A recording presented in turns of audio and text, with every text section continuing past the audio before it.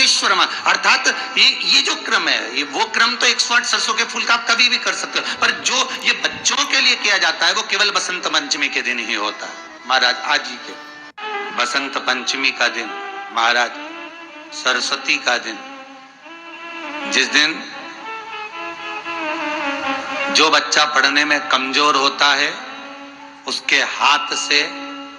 बसंत पंचमी के दिन सरसों के 31 फूल शंकर जी को चढ़ा दिए जाते हैं, तो बच्चा पढ़ने में अव्वल निकल जाता है।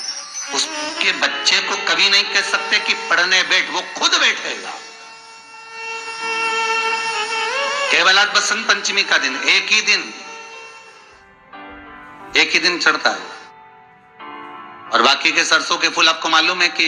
रोग मुक्ति के लिए तो होते ही हैं। ये तो आपको पहले भी वर्णन किया है महाराज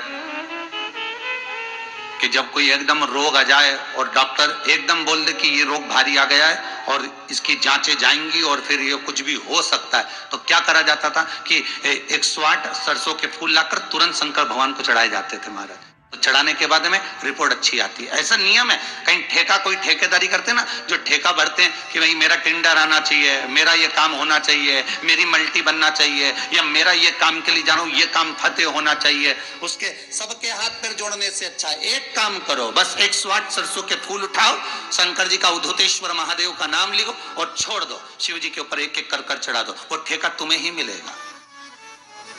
वो काम तुम्हारे पास ही आएगा। सरसों का पुष्प समर्पित किया, भगवान शिव आनंद की राशि है हमारे। अब सरस्वती सुबह ब्रह्म मुहूर्त में निकली,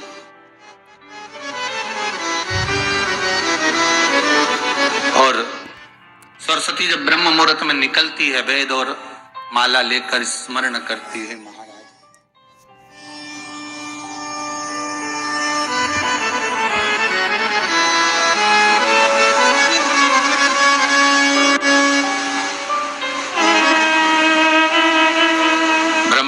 करती शारदा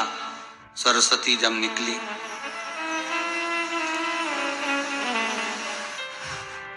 शिव महापुराण की कथा कहती और गर्ग संहिता कहती है, जैसे जैसे सूर्य का प्रकाश तीव्र होते चले जाता है, सरस्वती उस प्रकाश में आनंद बिखरती हुई, वीणा के स्वर देती हुई माता सरस्वती गाती गाती पितरों के समय से पहले ही आलोप हो जाती, आलोप हो जाती। जैसे ब्रह्मा जी की धर्म पत्नी सावित्री नित्य स्मरण करने में, भगवान की सेवा में तत्पर रहने वाली है, और ब्रह्मदेव सृष्टि की रचना करते समय ज्ञात करते हैं कि सावित्री मेरे साथ होने के बाद भी ये सृष्टि की रचना नहीं होती, तब ब्रह्मदेव सरस्वती को प्रकट कर देते।